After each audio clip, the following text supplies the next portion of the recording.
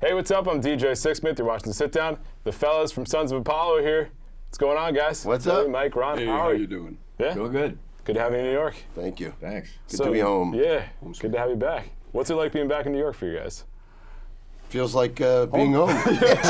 What's the best part about being home? We're Yeah. both New Yorkers, Right. and he's Buffalo, New York. Great. Yeah. Well, So I'll we're consider all it New going York. It's on. upstate. Buffalo, Long Upstate Island. different, but so Brooklyn, Staten Island, Jersey now, but New York's always home for Right. everybody. I'm Long Island, so Performing in New York's fun too, right? What are the No. best parts? No? You don't like it? No, hometown gigs are horrible. The nightmare. Yeah? Well, Why is that? they're good and they're bad. They're good because you get to see all your friends and everybody, Sure. and they're bad because you get to see all your friends. And, well, Yeah, it's you have to everybody. accommodate all your friends Well, and family. What is that? Everybody wants tickets. everybody. And yeah. everyone wants to like, hey, you want to get dinner? You want to do this? And they don't realize like just how busy a show day is. So you spend most of the preceding few days and show day just getting messages from all your friends and your family. It's like, I can't now. I'm doing this. I can't now. I'm doing that. No, I can't go to dinner. No, I can't do it. I got to do this. So yeah, it's almost a little frustrating because there's so many people that you can see and want to It's see, a lot. but you don't get to Yeah. see. So why don't we walk through a show day? So you guys are hanging out here, performing later. What does the rest of the day look like for you guys? Well, I usually get in the venue early, and I get there, set up my little amp, and start practicing. Like how early are we talking? Oh, well, as soon as we can, which is usually Okay. around 11 or noon. Gotcha. And then I just stay there until it's sound check time. And then Mike and Ron and Derek and Jeff ramble in at varying times.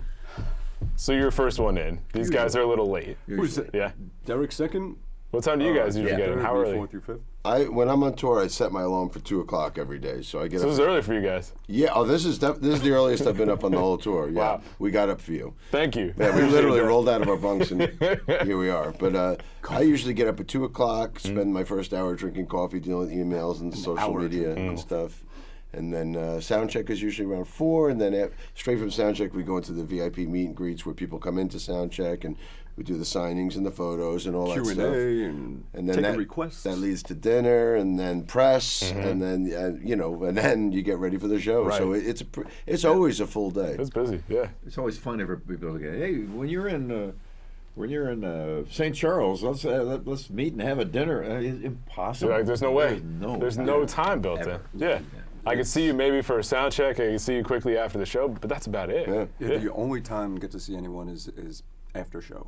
So give a few after show passes, meet them quick until it's time for the bus to roll off, and that night we leave and sleep on the bus while it's traveling to the next place that we play. So what's the window between the show ending and then you guys getting on the bus and getting out of there? It could be anything. Sometimes we got to bolt right out of there 'cause we got a long drive, and sometimes we can hang a little bit, so it can vary. Right, because you guys are doing New York, and then there's Pennsylvania in there, New Jersey, right? So what do the next couple days look like here? Well, these are all close ones, so that's pretty easy. And plus, we can go home if we want and just sleep in our own beds and then just drive back out to the shows. For most of the other stuff, it's a pretty long drive. Sometimes you have to stop somewhere in the middle, give the driver a break, let him sleep all Right. day, and we get day rooms to just catch up on life and everything, and then continue. I hear you. It's grueling. Yeah. So what's been the best part of the tour so far? What have you guys enjoyed the most? Amazing shows. Montreal was unbelievable. How many people for that one? Totally sold out. Yeah, it was a And big we, theater. Big it was venue. unreal. We had a bunch right in a row. It's just the numbers of people that come to see the band are through the roof, so we're very, very pleased. It's wonderful. That's Yeah, awesome. I was joking with you before we came in. I said, "Yeah, it's been great on this tour. The size of the crowd has doubled." And then I made a stupid joke. I was like, "Yeah, they've been really eating a lot." And, no, but seriously, first time we played L.A. when we were just starting out, we did not fill the room.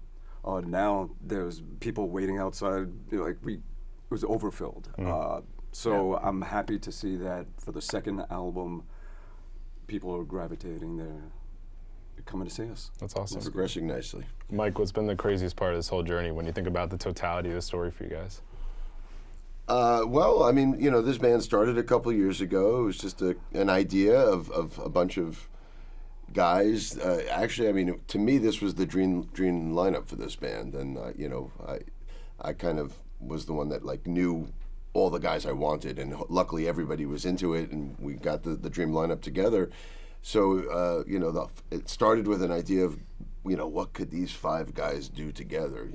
This was like the dream team for me. And what kind of music could we make together? I knew we would all perform well together, but what would the music sound like?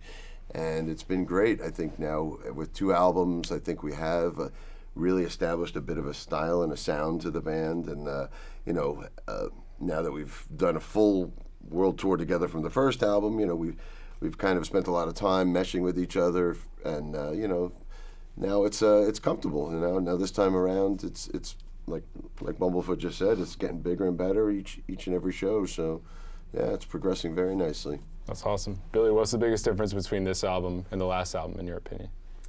Well, I think after we toured together for so long, it always happens with a band that you become more finely woven together artistically and personally as well. So this album, I think, is just more cohesive as far as including everybody in the band and being a single unit as opposed to 5 guys. Not that the first album was. The first album, we got it together very well. I was very, very pleased and surprised that it did sound so cohesive. And we did great on that first record, but now even more so, I think. Especially, it's, I think, attributable to being on the road, on a bus in Europe, in South America, in Japan, and all over the USA, and a million other places. That really does create kind of a thing with a group of people.